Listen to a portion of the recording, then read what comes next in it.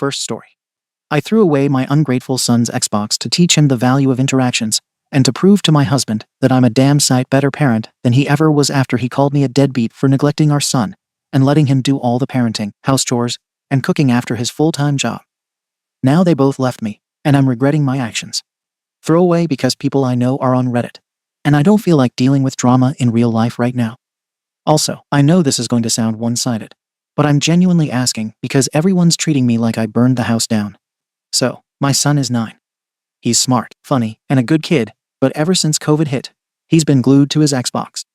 And I don't mean he plays after school for a bit to relax. I mean it's the first thing on his mind in the morning, and the last thing he does before bed. He even talks to his friends through it apparently. They all use some group chat feature now, so even when he's not playing, he's wearing the headset just to talk. During lockdowns, it made sense. He couldn't go outside or see his friends, and I figured this was just how kids were staying social. But we're going on 3 years of this now. Where I live, we still have some school closures and online learning rotations, so it's not like he's back to a normal schedule either. He does school on the laptop, then races to the Xbox like he's owed it. I've tried a lot of things to get him to take school more seriously. I've told him to slow down and double-check his work. He rushes through every subject just to get to his games. The answers are a mess. Half the time, I don't even think he reads the questions. I sit with him, and I try to walk him through things, but he's not focused. He's fidgeting, talking about some game update, and watching the clock. And when I try to help him, he gets frustrated, easily says he knows it or already did it. But the grades say otherwise. I'm not saying I'm some perfect teacher, but I put in the effort. He just doesn't listen to me. I'll tell him 3 times to stop touching the controller while we're working, and he acts like he doesn't hear me. Eventually, I got so fed up that I asked my husband to step in. He works full-time, but he's always been better at explaining things to our son. He's more patient, I'll admit that. So, he started handling the homework. And things did get better, I won't lie. Our son actually finished his work properly. But I guess I kind of assumed that meant the problem was under control. That was until 3 days ago. But before I get to that, let me be honest. This Xbox thing didn't come out of nowhere. There have been other times where it caused problems. Last summer, we had a family BBQ, and my parents were over for the first time since the pandemic started. I told my son to come out and say hi. He refused because he was in a match with his friends. I said, fine. 5 minutes, 10 minutes later, I'm still calling for him. My dad ended up going in there himself and taking the controller, and that caused a whole meltdown. Screaming, crying. You don't understand, all that. It was embarrassing. And a few months ago, I asked him to help me bring in groceries. He flat out said, later, I'm in the middle of something. Like I'm his servant. My husband told me not to make a big deal out of it, that he'd talk to him, but I was already fed up. I told him, this is your kid too. If you don't like how he acts, maybe try parenting instead of making excuses. That led to an argument where he said I was acting like I do everything when in reality he's the one doing the heavy lifting. We didn't talk for a day after that. Anyway, 3 days ago, my husband came home from work, and he looked absolutely wiped. He doesn't say hi. He just walks into the bedroom and sits on the bed for like 20 minutes. I went in and asked if he was okay, and he just kind of let everything out at once. He said he's exhausted. He works all day, comes home, cooks dinner most nights because I don't feel like it, cleans up, does laundry, and then sits down to do homework with our son while I'm scrolling on my phone or watching some show. He said he's at the point where he dreads coming home because it's just more work. That hit me hard. I didn't think he felt that way. I tried to defend myself. I said I do help, I do the dishes sometimes, and I vacuum. I'm the one who reminds our son to eat lunch during online school. But he just kind of stared at me and said, reminding him isn't parenting. You let him rot on that Xbox all day, and you call that help. I'll be honest, I got angry. Not yelling angry, just resentful. Like, I've been home with this kid for years. I've tried to be the fun parent, the one who didn't yell or make everything a punishment. And now that things are rough, suddenly I'm the bad parent. He ended up sleeping on the couch that night. Didn't even say goodnight. So, the next morning, I decided enough was enough. If the Xbox was the root of all this, it had to go. I walked into my son's room while he was brushing his teeth, unplugged the whole thing, and dumped it in the outside bin. When he came back and saw the empty shelf, he freaked out. He started yelling. Where's my Xbox? I told him. It's gone. You broke your father, and he wouldn't be doing all this work if you weren't obsessed with that damn game. He looked at me like I just killed his dog. I told him to sit at the table and do his schoolwork. No Xbox, no excuses. He cried through the whole thing. barely focused. He kept asking why I didn't just ground him or take it for a few days. I said because that never worked before. He always found a way around it. He'd sneak in time when I was in the shower or wake up early to play before school. We've tried taking it away for a weekend. He just acted like we tortured him. By lunch, he was still pouting. He barely ate. After school, he sat on the couch like a zombie and kept asking if we were going to get him a new one. I told him no. This wasn't a timeout. This was done. He said his friends would think he was lying because who throws away an Xbox for real? I told him to let them think that. He wasn't getting it back. That night, my husband came home, and I told him what I did. I expected at least a thank you, or maybe relief. Instead, he looked shocked. He sat down and said, "You did what?" I repeated myself. "I threw it out. It's gone." He rubbed his face like he couldn't believe it. Then he got up, went outside, and stood at the trash bin. Came back in and just said, "You didn't even tell me." I asked him if he was seriously mad. He said, "I'm not mad you took it away. I'm mad you didn't talk to me first, and that you handled it like a bomb went off." He said our son wasn't addicted. He was attached. There's a difference. He said it was the only thing the kid had left to feel connected to his friends. And now I'd made it 10 times worse by making it sudden and permanent. I told him I was sick of the games ruling the house. That I was sick of being ignored. And he had no idea how hard it is trying to get our son to listen. He said, "You weren't trying. You were letting me do everything." We ended up fighting again. This time louder. He said I've checked out for months, that I treat parenting like babysitting, like I just keep the kid alive and call it a day. He said I had one real moment of effort, and it involved taking the easy way out, throwing something in the trash, and calling it a solution. He asked if I even considered what would happen next. That our son might stop talking to us, might start lying, might sneak screens, might shut down completely. I told him he should be thanking me for finally stepping up. He laughed, not in a nice way, and said, "You're not stepping up. You're reacting." The next day, my son wouldn't come out of his room. He missed breakfast and didn't log in for school on time. I had to drag him to the computer. He mumbled answers and didn't even finish 2 subjects. I tried to help. He told me to leave. He said I ruined everything. That night, my husband told me that our son asked if he could go live somewhere else. He said he hated it here now. That no one listened to him. That his friends didn't believe him when he said the Xbox was really gone. That they called him grounded baby and stopped inviting him to play anything. I tried to explain my side. That I was just doing what needed to be done. That he, my husband, looked like he was going to have a breakdown, and I didn't know what else to do. He said, "Maybe talk to me before throwing gasoline on a fire." Now it's been 3 days. Our son won't really talk to me. He answers with shrugs and head shakes. He still does his schoolwork, but only if my husband's the one watching. He doesn't look at me. I tried to make his favorite lunch, he pushed it away. And my husband, he's talking less too. Does what he needs to, helps our son, then goes to bed. Doesn't sit on the couch with me, doesn't watch TV with me, and doesn't even ask how my day was. I asked if we were okay. He said, "I don't know yet." And now my sister's involved. I told her about the Xbox thing, and she straight up told me I overreacted. That I'm punishing a kid for acting like a kid in a lockdown world, where everything else has been taken away already. That throwing it out was a power move, not a parenting one. She said I probably did more damage than the Xbox ever did. I'm trying to do the right thing here. I don't want to be the parent who lets their kid rot online. I want him to focus, to respect us, and to stop acting like a screen is more important than real life. But now I'm the bad guy. My kid won't look at me. My husband barely talks to me. I don't know how taking action made everything worse. I didn't expect applause, but I also didn't expect silence. And definitely not this cold shoulder from both of them.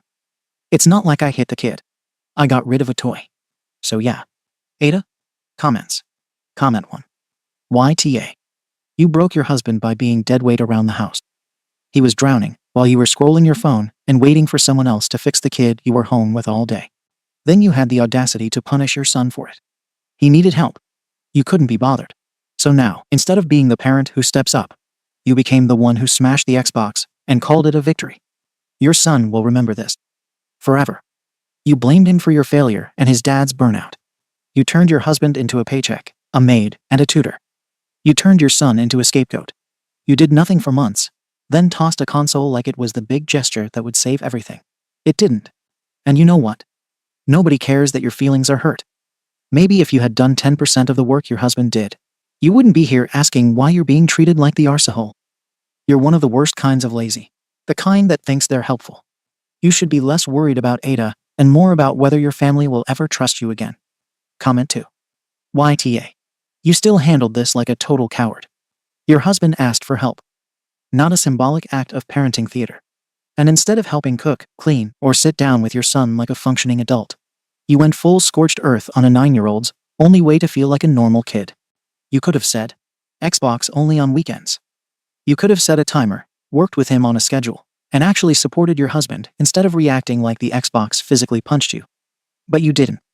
Because this wasn't about helping anyone, this was about avoiding real work and making someone else feel bad for your own neglect.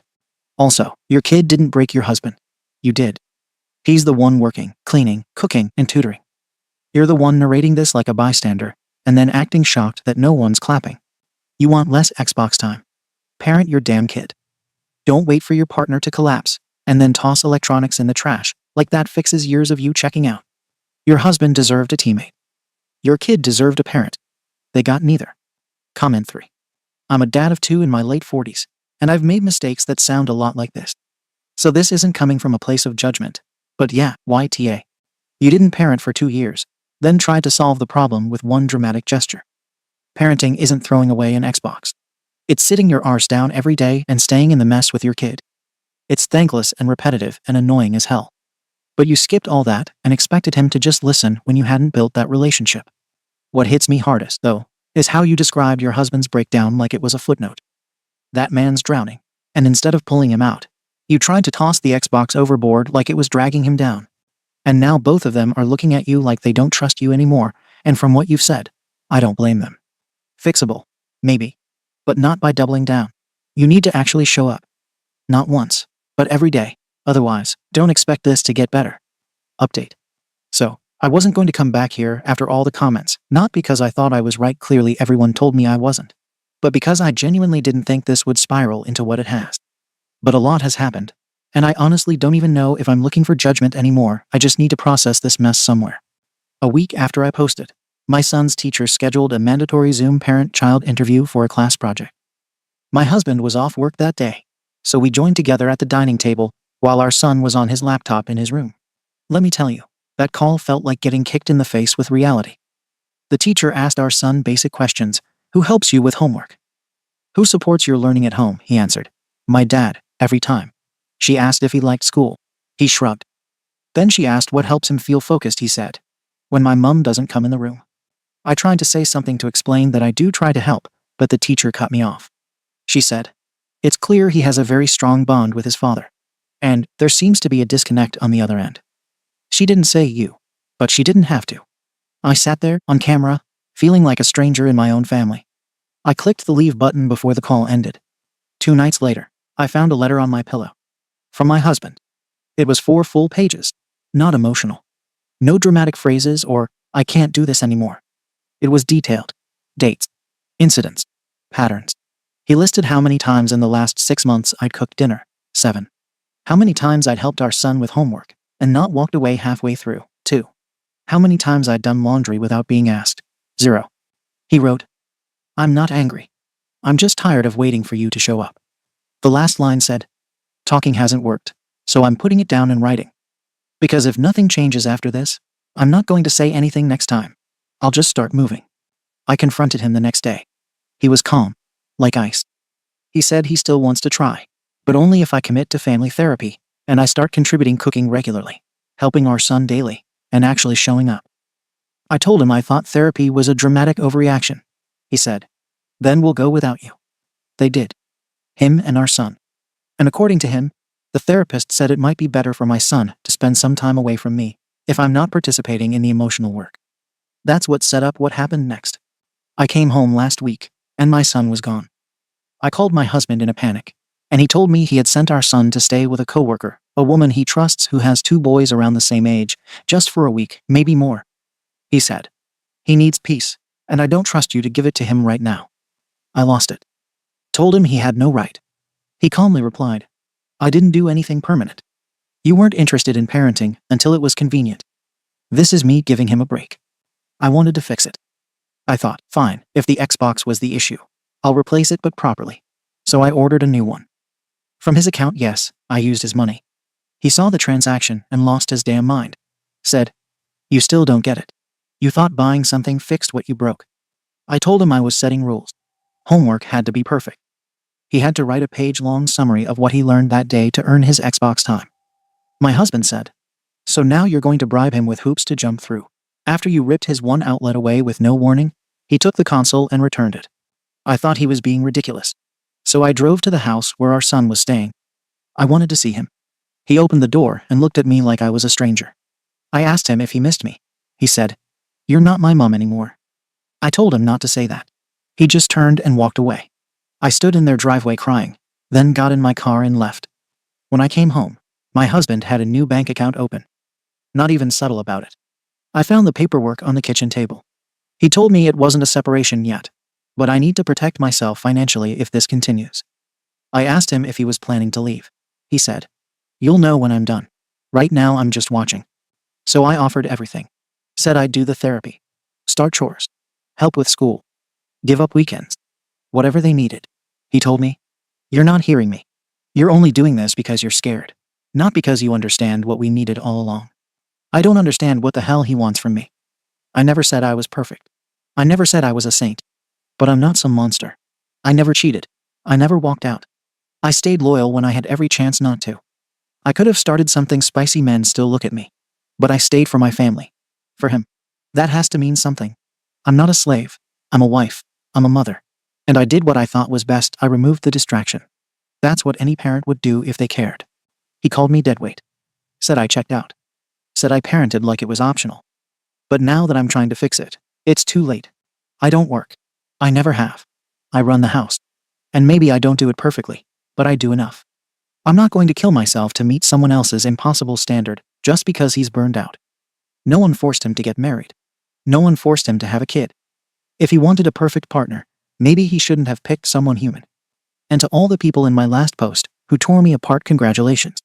Your words made me cry. I haven't felt this hated in years. I'm just a person. A tired, overwhelmed person who snapped and made one decision. Everyone's acting like I punched my son in the face. I tried. I gave everything I could think of. And now it's still not enough. What's the logic behind that? Comments. Comment 1. You talk about cooking and laundry like they're some kind of extreme acts of devotion. But the real damage you've done isn't from what you didn't clean, it's from what you didn't carry. Your husband wasn't just cleaning floors.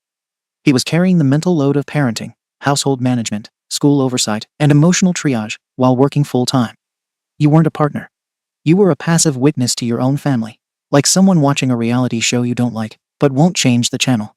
Then, when he cracked, you blamed the kid. Not yourself. Not the years of checked-out behavior. You chose the one person who had the least power in the house and dumped your failure on him. And the worst part, you're still confused about why they're pulling away. That's how deep your denial goes. You didn't just miss the point. You were never in the same conversation. Comment 2. The part that kills me is you really think your husband is the arsehole for asking for help in his own home. That's it. That's what started this.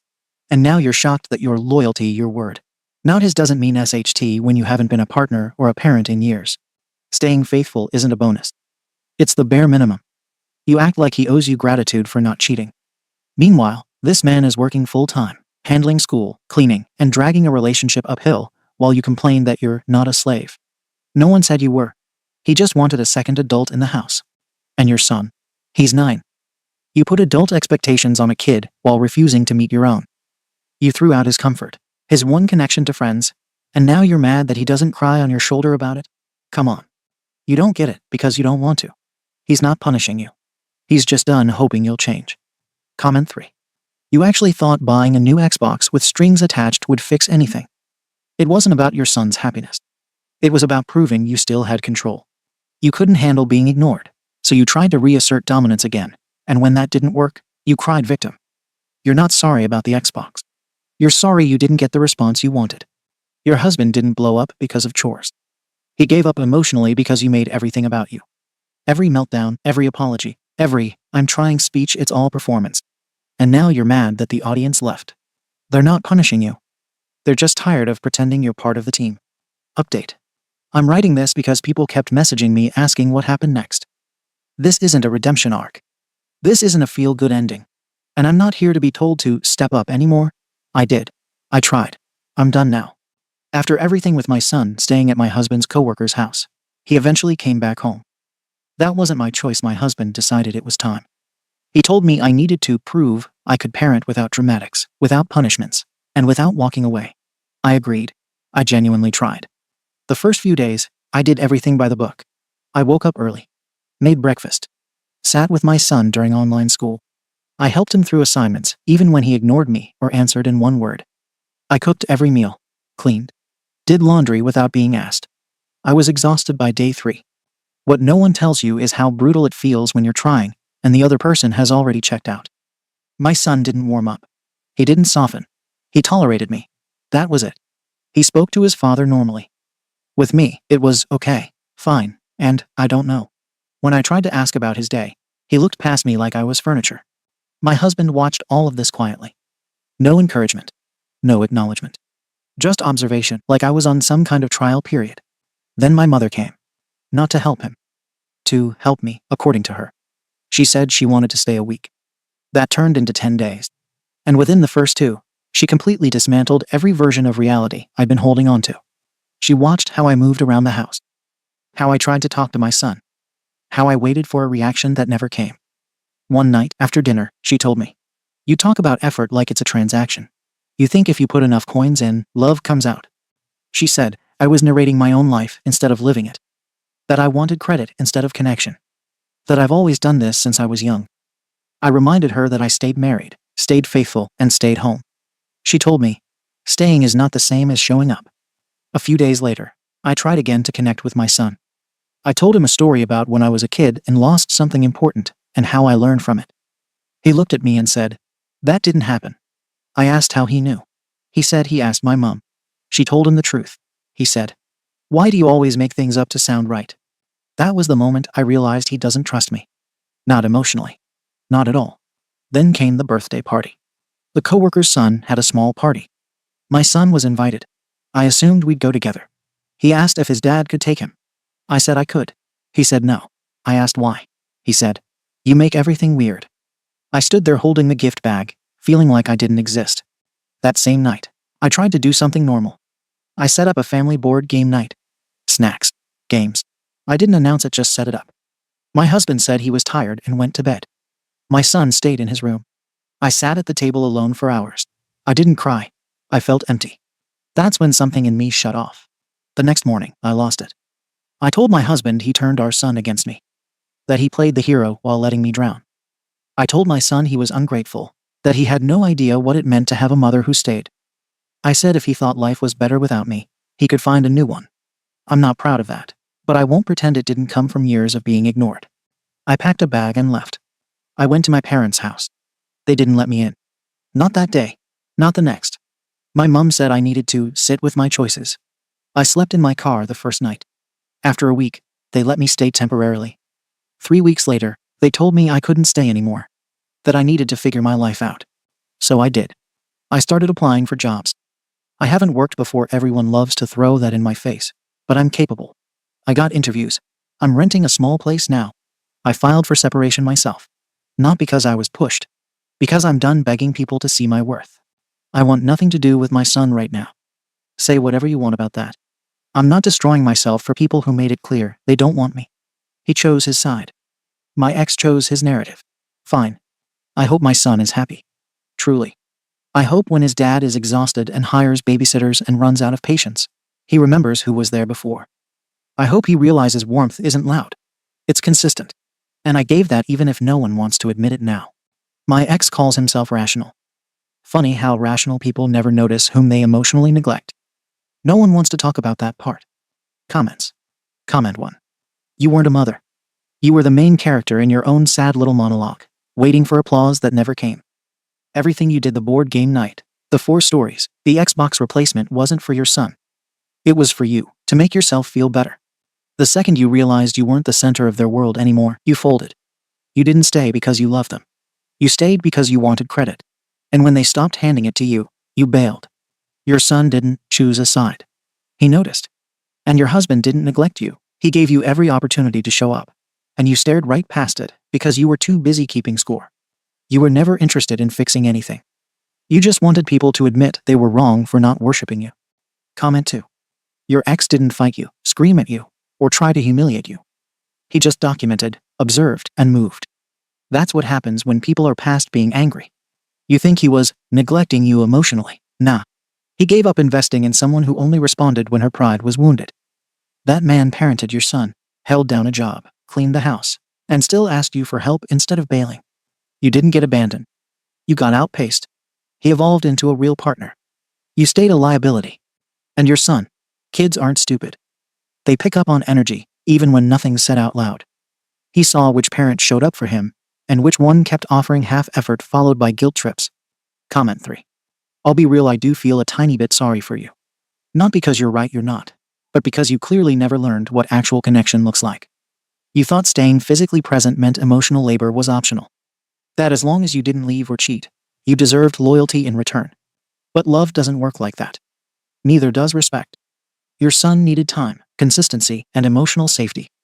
Your husband needed a teammate, not another responsibility. And I think the most heartbreaking part is this. You really tried finally, and they were already gone emotionally. And instead of sitting with that and doing the work anyway, you quit. You walked out because trying without immediate validation was unbearable for you. That tells me everything. You're not the arsehole. But you're not the victim either. You're just another adult who couldn't handle not being adored, and now you've lost everyone who ever tried to. Second story. My sperm donor remarried a new woman and let her and her kids bully me. He allowed her to saw me and physically abuse me, so I went NC with all my bio siblings. Now, 5 years later, my so-called family tricked us into meeting my parents, forced an intervention, and demanded I apologize and be thankful I was getting fed and reconcile with them. So I gave them my grateful FU and left. Throwaway because I don't want this on my main. Also, this is longer than I intended. I'm sorry. I 23F have had no contact with my dad since I was 18, along with my two brothers 22M, 26M. My mum died when I was 6, and until I was 8, it was just my dad, me and my two brothers. Then when I was 8, my dad married my stepmom. Let's call her B. B had 2 kids of her own, a girl a year older than me and a boy 3 years older than me. My dad quickly moved us all in together, and they decided that the sleeping arrangements would be that B's 2 kids would have their own room each, and I and my 2 brothers had to share. This kind of set up the entire precedent for our new lives.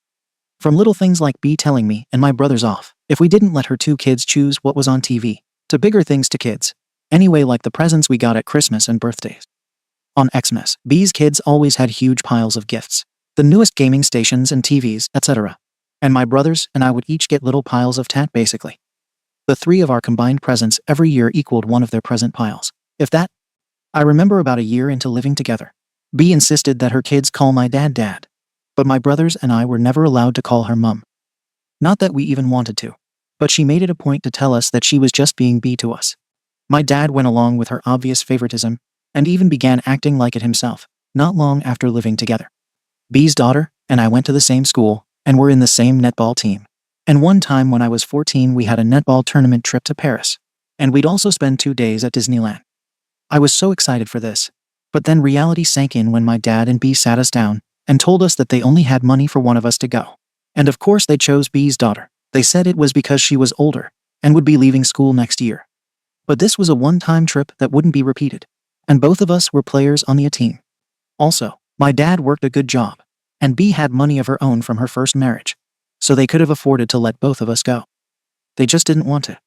B had been physically punishing my older brother since about a year into us all living together, and when I was about 10, she started doing the same to me. Then my dad decided to start doing the same to us, because we were naughty kids who needed to learn respect. I remember one time he slapped me so hard that I had a bruised handprint on my thigh for about a week. I remember it so vividly because in the changing rooms for PE or netball practice, I was always terrified that someone would see it. B's children were never punished at all.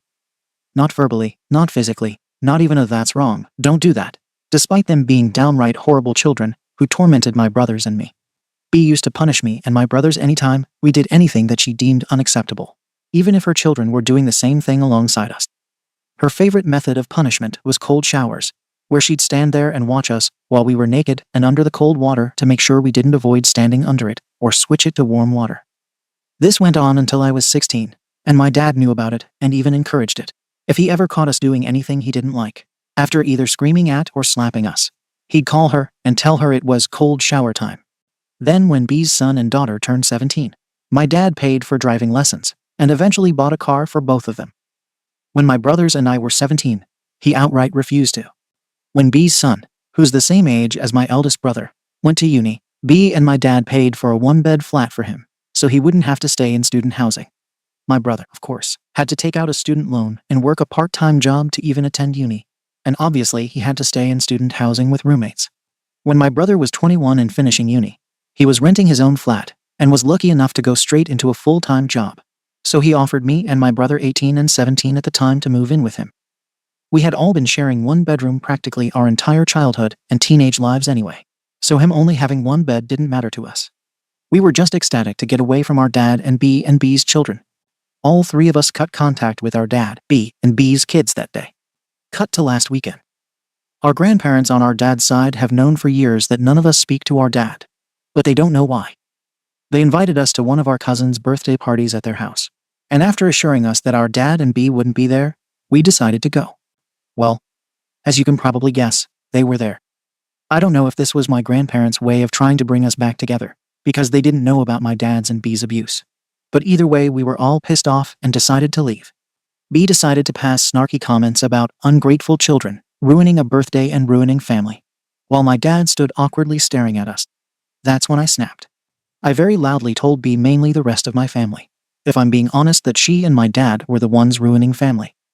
That our entire life, here my dad, and she had abused and neglected my brothers and me, all while giving her children everything, buying them cars and paying for uni and flats for them, while making us have to work and provide for everything ourselves, physically abusing us as kids, even when B's kids did something wrong, and them never ever getting any punishments, and B kicking off any time we spoke about our mom. Forgot to mention this part. But she hated us speaking about our mother. Like, she'd go insane and say we were disrespecting her for speaking about her / looking at her photos / asking our dad about her. After that we left, so I don't quite know what went on. But I got messages from my grandparents and my auntie and uncle, all saying that, if it was true, that they had no idea and were hoping that us being together again would rekindle our relationship with our dad. But that I shouldn't have said all that in front of the entire family, and that I should have handled it privately with my dad and B. I don't think I was in the wrong for saying what I did, in front of whom I did, and neither do my brothers, but other family members clearly think I am. So, Reddit. Am I the arsehole for telling my dad's side of the family why I went no contact with him? Additional information OP made in the comments. Also, B hated it anytime I or my brothers spoke about our mum, looked at her picture, asked my dad about her. Like, she'd go batch T crazy if she even overheard us in our room talking about her. My older brother was 9 when she died, so he used to tell us what he remembered of her. Even my dad didn't like it. They used to shout at us for being disrespectful to B, for talking about our dead mum. Literal insanity. And B's kids were encouraged to call my dad dad, within like a year of us all living together. But B was very insistent that my brothers and I were to never call her anything, but B, not that we wanted to. But girl, chill out. Comments. Comment 1. So grandma and the other relatives want you to shut up and pretend the abuse didn't happen. To suck it up quietly. They knew and didn't care then. They don't care now. You were not in the wrong for telling the truth. I bet it felt great to finally tell B and dad off. OP, pretty much. Yeah, there. If it's even true, comments pissed me off OMG. Especially because I know that after we left, my dad and B were probably spinning some bullshit story that they clearly now all at least partly believe. Comment 2. Not even close to being an NTA. OP. I literally feel like I'm going insane with how my family are acting about the entire situation. Proper, making me doubt whether I'm too close to the situation to see if their points are valid or not. Hence posting on here. Comment 3. No, the situation is bad. But you told us a lot more detail than your extended family got. I think if they knew the details you shared here, they'd be appalled. But that doesn't matter. They shouldn't be treating you like this anyway. Your dad and B probably made a scene once you left, so everyone feels a certain way about it. I'm so glad you moved out, and with your brothers, you three will always be there for each other. That's your family. Your dad abandoned you when he was all you had. He's not worth it. OP. It sucks to think about. But there's no way they didn't at least expect what was going on. We used to spend Christmas Day at my grandparents' house all together with the family, and B's kids would be sat there on their new phones gaming things while my brothers and I would be like, we had bath bombs, deodorant, and one plastic toy, hee hee. Also, my grandpa gave me a few driving lessons because he knew my dad wouldn't pay for them, while also knowing that he had gotten B's kids cars a few years before. Before last weekend, I had given them the benefit of the doubt. But it wasn't exactly as if any of us hid their abuse and neglect, you know? Like, yes, we weren't screaming it from the rooftops. But as adults who saw us semi-regularly, it would have been hard for them not to have noticed. Especially my oldest brother, who suffered the most physical abuse and had bruises and scratches to show for it. Comment 4. That makes this whole thing worse. I am so sorry you didn't have someone to protect you. And also family members with eyes. How do you just pretend you don't know something like this is happening? How did your step-siblings react to being treated better? Did they throw it in your face? OP, they thrived off it. My stepsister, especially, us being so close in age. She used to let me play with her Toys Play games on her phone, only to go tell her mum that I had snatched them off her and smirk when I'd get punished for it. All-round terrible people, the three of them. Comment 5. NTA. Your grandparents, aunt, and uncle shouldn't have tricked you into seeing your dad and his wife. And they were wildly out of line, implying what you said might not be true and telling you shouldn't have brought it up. They were wrong. You were right. OP. I think that's what I'm the most angry about. It's not exactly common for 3 kids to completely cut off their father the second they turned 18-17 for my younger brother. Even if they didn't know why, none of them even asked us. And to trick us all into seeing them after 5 years, and then act as if I'm the one in the wrong for airing out dirty laundry, is infuriating. Comment 6. NTA. I recommend going to counseling. There is a lot of resentment. The one thing I can assure you is that in the future you and your brothers will outshine B's kids. They had everything handed to them. You all had to work for it or accept very little. They never had to sacrifice or share. You all had to compromise and be efficient with space and resources. They were never held accountable for their actions. You all were unfairly punished. What you and your brothers experienced, although unfair, are strengths that are required to manage your spending. Be grateful for opportunities, and think of others besides yourselves. These characteristics will be demanded in your careers and personal relationships. You and your brothers will be financially secure and have happy families of your own one day. OP. I'm fortunate that besides that day, obviously, I don't let them even consume my thoughts enough to resent them. I happily pretend they don't exist. My stepsister still lives at home, completely supported by my dad and B. And my stepbrother didn't even make it through a single term of uni before dropping out. So God knows what he's doing now. I have the best brothers ever, and we're all now thriving and happy, despite what the years in that house did to us. We're our mother's children, and it's pleasing knowing that our lives will never be as miserable as theirs. Comment 7. NTA. They are disgraceful and disgusting. Your extended family also sounds crappy. Maybe it's time to go NC with more of them. Do you have access to your maternal family? Sending hugs to you and your brothers. I hope your lives will get only better, and you can leave this nightmare behind. Update me.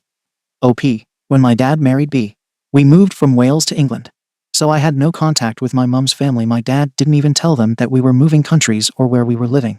But thankfully when I was 20, I found my mum's sister online, and now we're back in contact with them and see them a few times a year. They are all so lovely, and were so remorseful for not being aware of what we had gone through, and for not searching harder to find out where we were. No blame or hard feelings there against them, obviously. Another huge bonus about finding them again was that we were able to learn more about what our mum was like. Comment 8. Dad and B were embarrassed by being called out and the truth being told. Absolutely have a chat with Grandpa, but tell him that Dad and his wife are toxic people. Send them the examples of abuse describing your childhood that you listed here.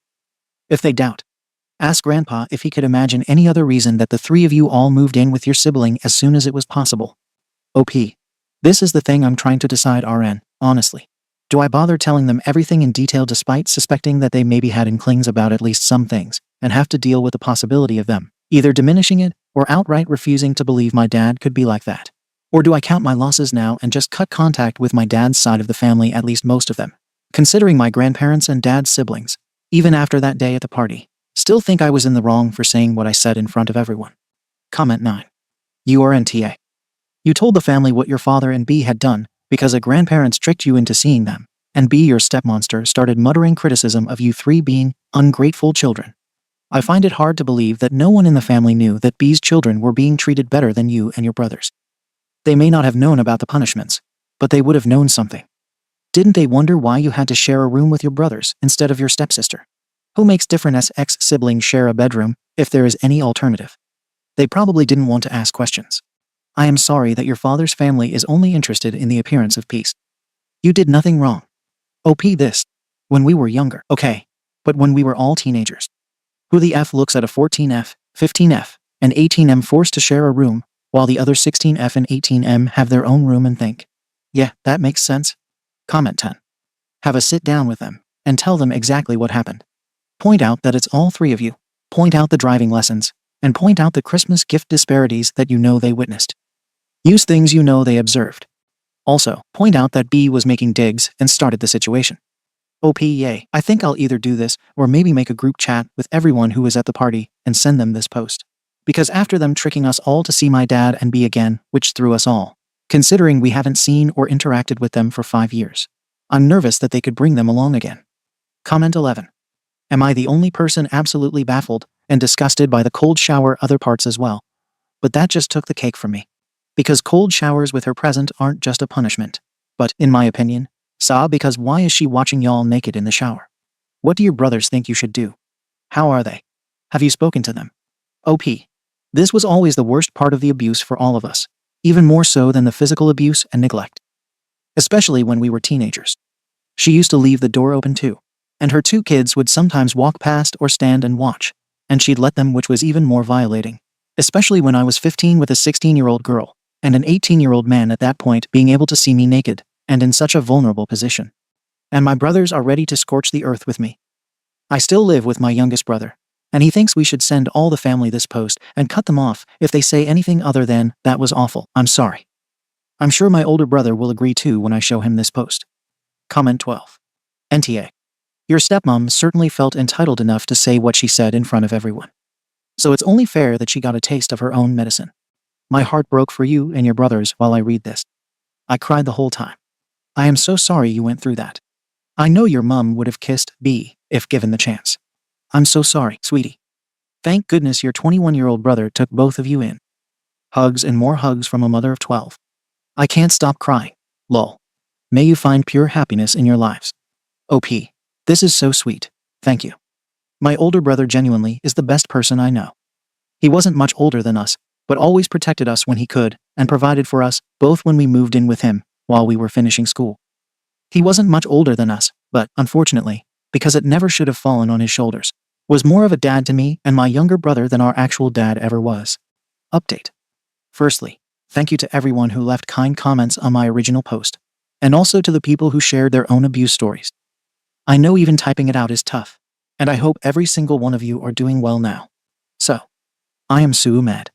I created a group chat with my dad's side of the family and sent them this post, along with a copy and paste of what I said in case they didn't click on the link, and also another message detailing some other abuse we all suffered that I didn't want to include in the post. My brothers also did this. And the overall response was that they were pissed off at the replies more than the actual content of my post. My auntie's first response to seeing the post was, "Why are you posting family drama online for strangers to butt in and call us arseholes when none of them know us? Not OMG, you were abused? Just how dare these people on the internet think I'm a SHTTY person?" She also went off on me a bit because she saw some of my replies. One of them about how I now suspected they all knew all along, and had the effing audacity to say, "You were always clothed, fed and had a roof over your head." As if that makes all the abuse and neglect okay. And even those stupid points had conditions for the 3 of us. So hi, Joe. I hope you're also reading this update. F you. My gran said she didn't think it was as bad as that, basically admitting that she knew it was at least somewhat bad, and did F all about it. She also suggested that we all sit down with my dad and talk. That your dad's a well-meaning man. No. This makes me even more angry that she tricked us into seeing our literal abusers again, considering she at least knew some of it. Overall, the close family grandparents, aunties and uncles outed themselves as SHTTY humans who knew the entire time that at least some form of abuse and neglect was going on, but were more angry at me for outing it, especially to strangers online. That's really pissed them off and still believe I ruined my cousin's birthday party for airing out my dirty laundry. The 3 of us have blocked them all and no longer want anything to do with them.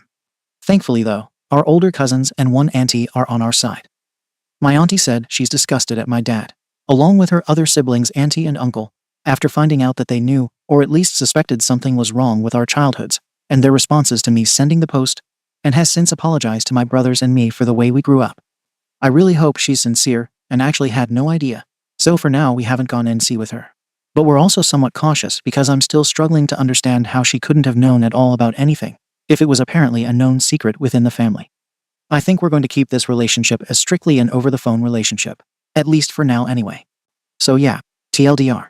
Turns out the majority of my family are SHTTY abuse enablers who turned a blind eye to 3 kids getting abused their whole lives because, at least we had food and shelter, and are still siding with said abusers because they apparently think outing abuse in public is worse than the abuse itself. Comments. Comment 1. The shower thing was straight up saw. OP yay, I learnt this from a few other comments in my original post. I wasn't expecting to feel the way I did after learning it. Took me back for sure. Comment 2. Hi OP. I am a survivor like you. Although, I am much older, like a wise older sister. As soon as I heard your story, I knew I had to come find your post, this evening after work. After much therapy, I am doing better. It may linger there, but there are 2 things that helped me that a lot of survivors struggle with. Guilt and shame. 1. It was never your fault. You always deserve to be loved without ever being hurt. 2. Shame. This is not your burden. The monsters that did these terrible things to you owe that burden. It took me many decades to learn this about myself, and it was my light bulb moment. What helped me the most was group therapy. Connecting with others online that had similar or identical stories. It was empowering to know I wasn't alone and others believed me. I highly recommend group therapy, which you can get through the NHS. Now as for you. Do you want justice? There is no statute of limitation on anything that harms a child. These people can be charged if you're brothers, and you want to bring them to justice. The power is with you if you want it. Lastly, I am sending your brothers and you all the warmth, happiness, and positive energy. I hope you have found the best pub that makes you feel at home, a good corner shop where you can chat with the owner, and a great spot to walk along in the evening, or on a weekend afternoon for a good walk or chinwag with your mates or your family brothers. Lots of love from one survivor to another. OP, thank you so much for your kind comment. I am so sorry that you've also experienced something like this. It took me a long time to realize that I wasn't a naughty child that deserved it. And even now, from time to time, the thought pops into my head, only exacerbated by this whole situation. But I'm lucky enough to have my brothers and good friends around me to remind me that none of us deserved any of what we went through. I don't think any of us have the mental strength to take legal action, mainly because the thought of them possibly being found innocent would send us all spiraling, I think. But I think therapy is a good shout. We've spoken about it before, but this situation has brought it all back to the surface and has made us all realize that we're not as over it, or healed from it, as we originally thought. Again, thank you for your kind words. I hope you have a great rest of the year. Thank you for watching the video. If you are interested in listening to these kinds of stories, we've got more in store for you. Simply subscribe to our channel, hit the like button, and share it with your friends.